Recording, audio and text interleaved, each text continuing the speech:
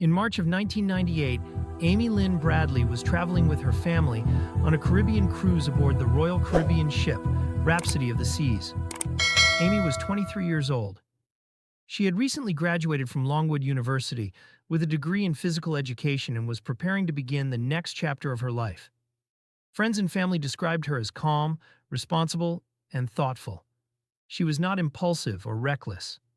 Amy was also a trained lifeguard and a strong swimmer. She understood water safety and the dangers of the ocean. This detail would later become critical in understanding why investigators questioned the idea that her disappearance was an accident. Amy was born on May 12, 1974, in Petersburg, Virginia. She grew up in a close-knit family with her parents, Ron and Iva Bradley, and her younger brother, Brad. Amy and Brad were extremely close and were often described as best friends rather than just siblings. The Bradley family boarded the Rhapsody of the Seas in San Juan, Puerto Rico, for a 7-day cruise through the Caribbean. The itinerary included stops at Aruba, Curaçao, and St. Thomas. The trip was meant to be a celebration and an opportunity for the family to spend time together. For the first several days, nothing appeared unusual. The family explored the islands during the day and enjoyed the ship's entertainment in the evenings. Amy appeared relaxed and happy, and there were no signs that anything was wrong. On the night of March 23rd, the final full night of the cruise, the family decided to visit the ship's nightclub. A live band was performing, and many passengers were gathered to celebrate the end of the trip. During the evening, Amy drew the attention of a band member named Alistair Douglas, who was known by the nickname Yellow.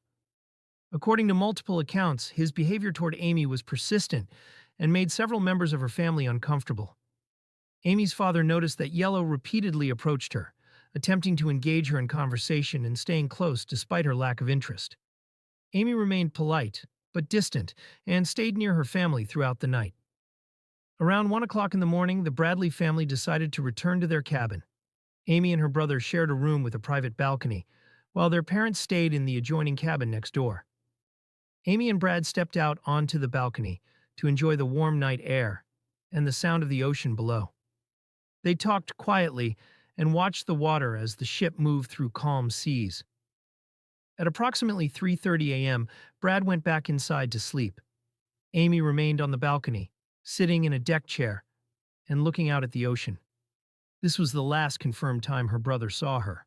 At around 5:30 a.m., Ron Bradley woke up and briefly checked the balcony.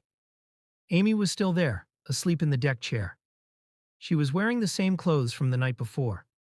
Relieved that his daughter was safe, Ron quietly closed the door and returned to bed. Approximately 30 minutes later, he checked again. The deck chair was empty. Amy Lynn Bradley was gone. Ron immediately woke his wife, Iva, and their son, Brad. The family searched the cabin in panic. Amy's belongings were still inside. Her purse, identification, money, and shoes were all untouched. Even her cigarettes, which she was rarely without, were left behind. Nothing suggested that Amy had gone anywhere voluntarily. The family rushed into the ship's hallways, checking nearby decks, public areas, and common spaces. There was no sign of Amy anywhere on board. At approximately 6:30 a.m., Ron Bradley reported his daughter missing to the ship's crew. What followed would later become one of the most criticized aspects of the entire case. Despite the urgency of the situation, the ship's response was slow and dismissive. Crew members suggested that Amy might be sleeping somewhere else on the ship or had gone to another passenger's cabin.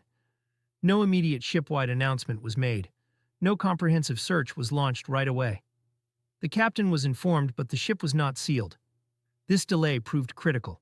The Rhapsody of the Seas was scheduled to dock in Curaçao at 8 a.m., less than 2 hours after Amy was reported missing.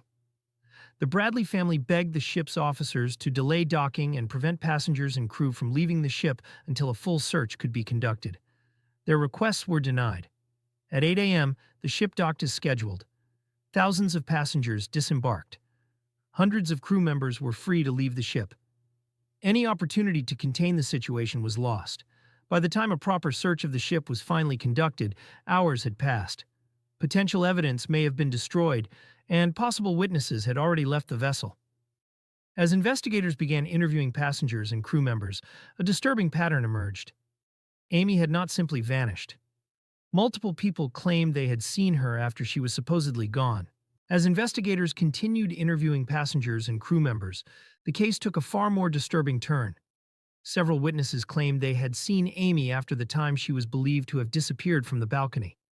One of the most significant accounts came from a crew member working aboard the ship. According to his statement, at approximately 6 a.m., he saw Amy inside one of the ship's elevators. She was not alone. The crew member stated that Amy appeared to be with Alistair Douglas, the band member known as Yellow, who had been persistently approaching her the night before. According to the witness, Amy looked uncomfortable and distressed. She was not speaking, and Yellow appeared to be guiding her out of the elevator. At the time, the crew member assumed it was a personal matter and did not intervene. When investigators later questioned Yellow, he denied the encounter. He claimed he was asleep in his cabin during that time and maintained that he had witnesses to support his alibi. Despite this, Yellow remained a person of interest throughout the investigation. Another witness came forward days later with a separate and equally troubling account. A Canadian passenger reported seeing Amy around the same early morning hours, this time with a different crew member. According to his statement, Amy appeared disoriented and upset. When she made eye contact with him, it appeared as though she was trying to ask for help. Before he could respond, the crew member accompanying her quickly intervened, telling him that everything was fine and that Amy was simply ill. At the time, the passenger accepted the explanation and walked away. It was only later, after learning about Amy's disappearance, that he realized the woman he had seen may have been Amy Bradley. These accounts raised a disturbing possibility. Amy may not have fallen from the ship. She may have been taken. As disturbing as these early witness accounts were, they were only the beginning. In the days that followed Amy's disappearance, reports began to surface that suggested she may not have vanished at sea at all. Multiple individuals would later come forward claiming they had seen a woman matching Amy Bradley's description after the ship had already docked. Some of these sightings placed her on the island of Curaçao. Others described encounters that were brief, unsettling, and filled with fear. According to these witnesses, the woman appeared distressed and was often accompanied by men who closely monitored her movements and prevented her from speaking freely. If these accounts are true, then Amy may have been taken off the ship alive. And if that happened, it raises a far darker possibility. The investigation would soon shift away from the idea of an accident and toward a theory that would haunt Amy's family for decades.